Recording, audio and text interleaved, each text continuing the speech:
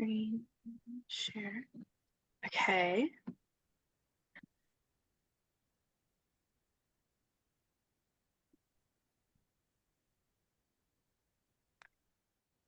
Perfect.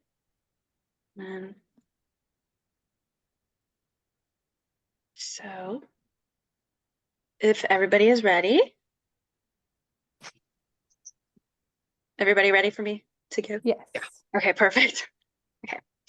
My presentation is about what your nail polish color says about you. Okay, first is red nails. So people with red nails have very vibrant personalities. They're very fierce. You know, they're flirty when they like meet a new person, their personalities, like to make people more comfortable. They're kind of flirty. They're full of fire. Their emotions are really big. So it's like really fiery. And they're not scared of confrontation. They're not necessarily going to start it, but they're not scared. They're going to finish it. And they're loyal. They're like going to be one of your most loyal friends. And then that goes into the next one is they're going to be your biggest defender. Okay, next. So people with orange nails have very spontaneous personalities. They're very witty. Their humor is very witty. They're very innovative. They're like your DIY friend, you know, they're trying to come up with new ways to do things. They're really fun. They're very charming when they meet new people. They like putting people at ease, you know, very charming. They're impulsive, but mostly when it comes to like fun things like shopping, you know, going places and stuff.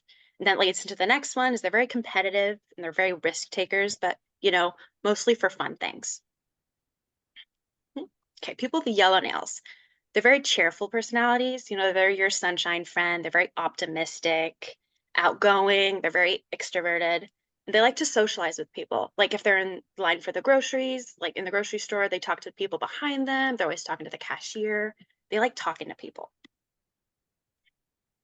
People with green nails, they have very compassionate personalities. They're very understanding, very supportive, you know, loving. They love the earth. They love people. They love all of their animals and stuff. And that leads them to being very peaceful because they like spreading love. And then it's green. So they love nature and they feel very at home there. Is it going to go to the next one? Okay. People with blue nails, they're very sympathetic personalities. They're very sincere, very calming, you know, very empathetic. They can empathize with like a lot of people. They like they let people know that they're heard, and that leads to the next one is they're very communicative. You know, they're like your like therapy friend. They'll always sit there and they'll always listen to you, which also leads into the next one, which is they're very thoughtful because they're always like sitting there, they're always like listening to you.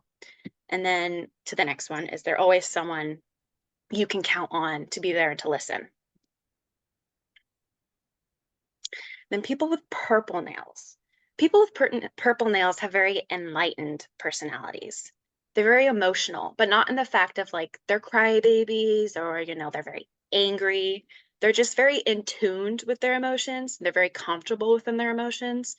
And that makes them freely be able to like express their emotions and feel their emotions. And I feel like purple is such a feminine color. So people with purple are like, they're very in touch with their femininity.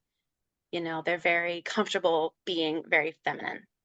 And I think they're kind of mysterious because, like, how I don't understand how they're so just in tuned within themselves.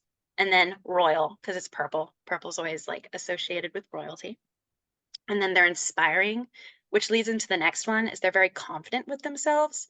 And if they're not confident, they're very comfortable with themselves, which I think is just really inspiring and very, you know, just inspiring to see because not many people are very confident or comfortable showing all of these types of emotions. And that is it. So how do I get out of here? Okay, okay, that's done. You did so good. Great job. I worked very hard on this. Good job. I love that. I've never thought about people's nail polish connecting to their personalities much, especially like just the colors. That's amazing. It's kind of ironic because I have no nail polish color on. Yeah. It's just clear. Got blue. Yeah. Oh, I'm a very calm good for person. you. Okay, that's I had a question before we move on too. I don't know if anyone knows the answer. In the assignment, it says that we're supposed to like respond to each group member's presentation. Are we responding to the members from both of our groups or from just like the other group or just our own group? Does anyone know? I was gonna do all of us just in case because I don't know. Okay. I meant to email him, but I'm just gonna do everyone because it's you can kind of just like jot down like ideas, and if we end up Okay. not having to, it's just like whatever. So Okay. I kind of like typed as Emma was talking a little bit. Oh, Like nice. you're asking about like number three, like each group member, the Yeah. presenter name thing? Oh yeah, that's for everybody. Okay. Would you guys mind then if I recorded your group as well, just so I can go back to Yeah, it and when I'm doing the response, is that okay? yeah, go ahead. We Cool. could send you the YouTube link as well, if that would Oh be yeah. easier. Oh, You okay. can still watch That it. is That's what I was really, gonna do. Oh, that sweet. would make it better because we can Yeah. actually just listen to each other's Yeah. presentations. I and want to agree. focus and then I'll go back. Yeah. Sounds I good. like that. That's so much better. Okay, great. Great idea. I look like I'm Awesome. next in line, so should I go next? Yeah. Yeah. Okay. Pull that one up. Oh no, where did you guys go? Do you want to do next one? I can do the last one. I'll do the next one. Okay. I'm gonna start here because some guys disappeared when I opened this one. There we go.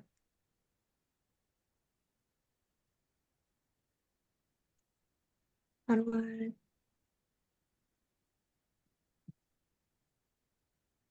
Are we good? Can we all see it? Yes. Cool. So I did my PowerPoint on who I believe are the top 3 most powerful Avengers. I would like to start off with a disclaimer that if you have not seen these specific Marvel movies, then I apologize in advance because I'm going to talk about them. So any spoilers that I mentioned, this is just where I got all of my source information. I believe the most powerful Avengers have to have some form of power or magic. So anyone that's human, like Hawkeye or Black Widow or even Captain America, can be defeated by anyone that has actual special abilities like power, no matter how much of a good fighter they are. So that brings me to my number 3 pick of the most powerful Avenger. I believe that is Doctor Strange. What makes Doctor Strange the most powerful Avenger, in my opinion, is the fact that he is a magician with a wide source of knowledge. He has mastered an infinite number of spells, and he's a literal genius with a photographic memory. So while he was in his training and becoming the master that he is, he actually did that in under a year because of his photographic memory. And that's absolutely like unheard of. The source of his magic comes from the time stone, which allows him to separate people from their physical form into another dimension. Like he can literally punch you and your soul, in other words, like leaves your body and your physical body turns limp. It can absolutely do nothing. He can shape and manipulate dimensions of time, as well as open portals wherever he wants, and that includes other dimensions, like the mirror dimension that he was fighting Spider-Man in, which was so sick. That brings me to my number 3, who I believe can defeat him. That's Vision. The MCU movies don't do the powers of Vision enough justice, but he is overall an OP Avenger, overpowered, sorry. Hopefully when they bring him back, they will showcase his full potential a little bit better. Like Doctor Strange, he uses an Infinity Stone. The Mind Stone is his power source. He is an android made out of vibranium, which makes him just about impenetrable. Never mind the fact that he can manipulate density, which makes himself literally intangible. Like he can float in and out of solid matter. That also makes him lighter than air or as heavy as Hulk if he wants to be. His strength is just about unmatched. He's a technopathic, he has technopathic abilities because he's an android, which practically means he can pilot any vehicle ever made, which is alien or not. He can hack his way into any weapon system, and he's practically immortal. Like theoretically, he should be able to live forever because he's aware of all the cells in his body. He should be able to heal himself and regenerate new ones. Someone I believe that can obliterate all of these cells beyond repair would have to be Scarlet Witch. A lot of people think because she's so emotional, fighting like that will be her downfall, but I actually think the opposite. She is relentlessly powerful as an emotional mess, and that barely touches the surface of her abilities. So just imagine what she will be capable of when she's at her full potential and completely in control of her emotions.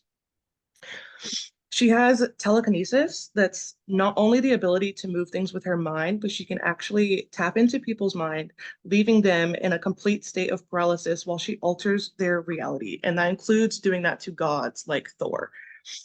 For instance, she placed a hex on an entire town, taking them back to like the 70s-ish, and she made them live their life as a TV show just to bring back her dead boyfriend. She controlled a town on accident. So imagine how much she can control on purpose. She manipulates molecules, shoots energy balls as strong as the energy produced from Infinity Stones, and she doesn't even have one. She sent Vision tumbling through the middle of the Earth and was the only Avenger that was close to taking on Thanos when he had multiple Infinity Stones. She did all this without any training. She's self-taught, and it's just raw power that's untrained. So she's by far the most powerful Avenger, in my opinion. Now, I did choose these three, but not because I think any of the other Avengers are weak. They all have their strengths and their weaknesses. I just believe that if anyone were to go on head to head, like a 1v1 with any of the three that I chose, they would practically be obliterated. So thank you for listening. Wonderful. Good job. I loved it. And I Nice agree with job. you. It's very Thank you. good. It's very good activity. I also have a question. So for I think I just like misunderstood like the organization of the presentation because what I did is I did 4 different sides, but they were all about different topics. I think that's But fine. I I think it'll I be fun. didn't. Take mean, it it's till still you a make it, presentation. Isabel. Well, I don't think like I mean I don't think we just had to choose one, but I don't know if it was like clarified, but like because like you guys both did that, I was like, oh, maybe I should have just did it on one topic, but I did 4. But the main point of this is for us to get used to making PowerPoints and to learn how to present on Zoom. So as long as that is kind of the prompt, then I feel like you're going to be fine. And This they Yeah. give is you my four first topics. PowerPoint, so you guys are definitely going to be able to fill your suggestions for what I could do better. Oh, no. So it's all good. I think it'll be fine. I think 4 topics is even better. You did 4 times the amount than what we did. Yeah. And as long as you speak for 4 to 5 minutes, you're gonna get full points no matter what. Okay. Thank you. Yay. All right. So, Isabel, does that mean you want to go next? Oh, Oh, wait, I forgot. Um, Sorry. I forgot Oh. your group wasn't done. My bad. We still oh have yeah, I can Nico. go later. I can go later. Um, Hello everyone. Look at I did the subject is what your Starbucks is. The order says about you, and oh, sorry. I'm happy to be here and to share with you guys about Starbucks ordering with me as a symbol of coffee culture and the social interaction. I think Starbucks is not only a place where we drink coffee, it's also a part of our life. Like this slide, I think when we taking order at Starbucks, our choices often reflect our personality and the habits. The first, let's look at the relationship between taking order choice. Everyone's taste is different, and some people like sweet, some people like prefer strong coffee, but I prefer like the lighter flavors. And I don't like the too sweet or too strong drinks. And this choice are not just about satisfying taste, and it's also a reflection of our personality. And next. I think our lifestyle hobbies also show up when we ordering the food or drink. Some people make the habit of going to Starbucks in the morning to start a new day, and some people prefer to relax and the socialize in the afternoon or just after the work.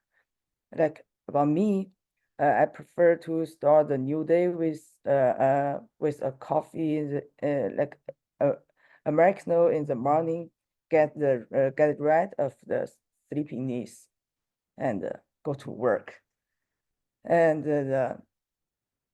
at the same time, I think social factors and emotional states also play an important role in taking other choices. As me, I think Starbucks is not only a coffee shop, it's also a social place. Right here, people gather together, talking, exchange ideas, and share their happiness or like angry things. Our emotional state can also influence our taking other choices, like me. For example, sometimes when I feel tired or sleepy, I'll always order a cup of coffee will bring me like some energy. And the last part summary, Starbucks taking the older choices or reflection of our personality and lifestyle hobbies and emotional state. It carries with it our attitude towards life and our desire to the socialize and the our take when our taking other choices are not only about like the satisfying our appetites. It also about like our lifestyle and the emotional need. Well, I think in the Starbucks, the small coffee shop, and we can see the every different things in this like in the town or feel the life and the I think that be all. Thank you Thank you. guys.